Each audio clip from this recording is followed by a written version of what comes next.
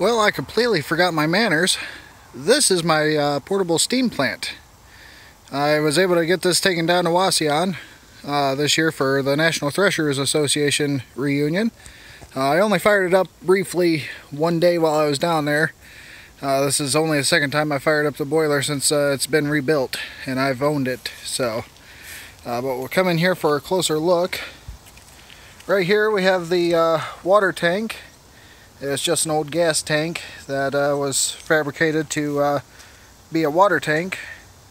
I will be replacing this at some point with stainless steel or aluminum, something, or maybe just a antique riveted water boiler, or water tank I should say. Coming down off of the water tank, we have a drain right there that leads over into the hand pump, and that allows water to be pumped through here up and into the boiler once that ball valve is open. Right here we have these three valves. These are called the Tricox, and these are a way of telling how much water is in the boiler. Right next to that we have the water sight glass. That is also a way to tell how much water is in the boiler. It's a little dirty right now, but you can see the water level about right there.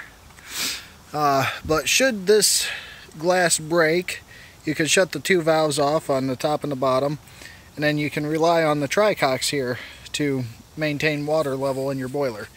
You typically want to hold about half a glass to about 2/3 glass. Over here we have our pressure valve, or pressure gauge I should say, and this boiler is rated for 100 psi, so it will never operate higher than that unless something malfunctions horribly. Over here we have our Lunkenheimer whistle.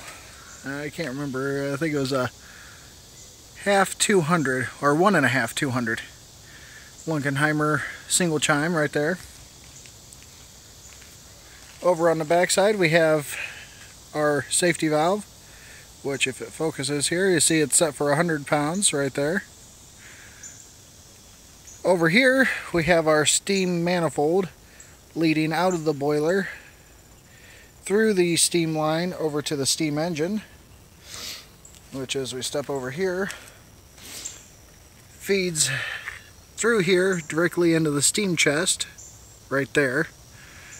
This gadget right here is a hydrostatic lubricator, and what that does is steam flows in through the opening wherever my finger is, right there, flows in through there, comes up a stem into this tank, and in this tank there is steam oil, which is a special kind of oil specifically designed for steam engine cylinders.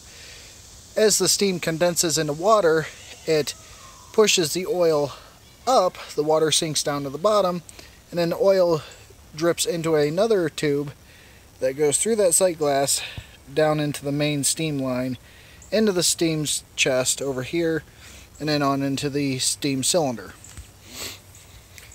Now this particular steam engine is a unique engine. It is a tandem steeple compound. What that means is that it's got two cylinders right here connected by one piston and one valve rod. It's a steeple engine, which means that they're stacked on top of each other, and it's a compound, meaning that this is a high pressure cylinder and a low pressure cylinder down here. And how it works is steam comes in through your steam chest, operates in your piston and cylinder, gets exhausted through here. That exhaust steam then goes down this pipe into this steam chest down here and repeats the cycle at a lower pressure before it gets completely exhausted out here on this temporary exhaust pipe. Really neat little engine.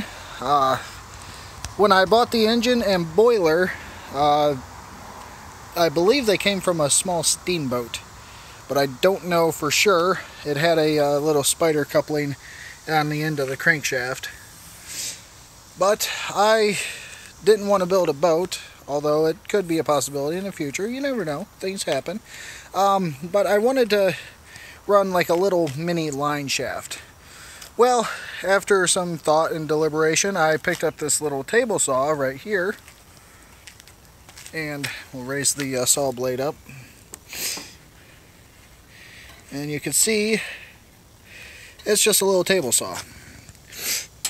And I was planning on using it to cut little scraps of wood, mostly for firewood for the boiler, but also just to maybe make little crafts or something at steam shows. But one of the big problems is that the steam engine has an aluminum flywheel, which means that flywheel is really light and it does not have enough momentum to power something as labor intensive as a saw. So, and also the saw blade is insanely dull, so that doesn't help things at all. So my new plan is to look into getting a small generator set up, maybe like an old antique tractor generator or like an old DC motor, turning that into a generator, and then that way I can put some lights on this and have a little power station. Things are still in the works, so nothing's set in stone yet. I'll probably keep this saw on it for a little while, but things could change. We don't know. I don't know. One interesting fact about this boiler is that it was originally used in the textile industry or the leather industry, and it would have been used for wet saturated steam to help mold leather, help soften the leather up, or help with textile manufacturing, whatever that might have entailed. Down here, this firebox right here is completely separate from the boiler.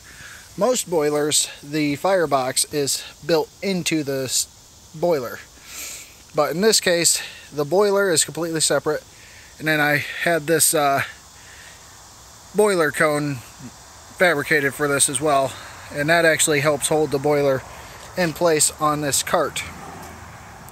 The cart is just an antique cart. Originally had a plywood top on it. I ended up, the guy who rebuilt my boiler had a piece of metal and created this entire setup here. We'll open the firebox door real quick.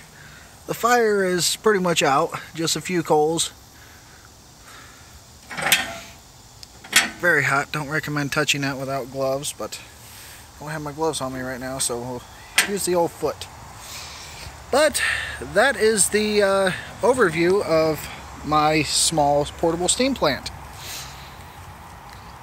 It's a nice little plant. I hope to actually get to run it more often, and maybe I'll get the saw blade sharpened up and get a heavier flywheel for the engine.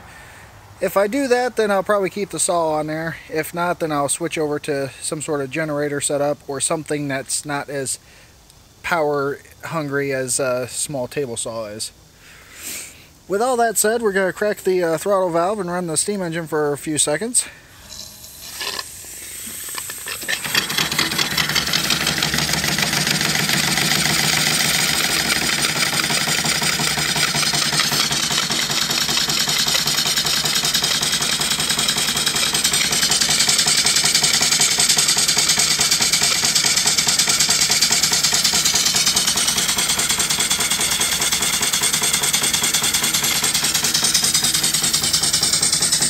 Our boiler pressure is slowly dropping down. The fire is pretty much out, so I'm just waiting for the fire to fully extinguish. Then I'll clean the ash pan out and get ready to put this thing in bed for the night. But this is the overview of my small portable steam plant. It's starting to get a little dark out. Doesn't look like it in the video, but outside light's already on.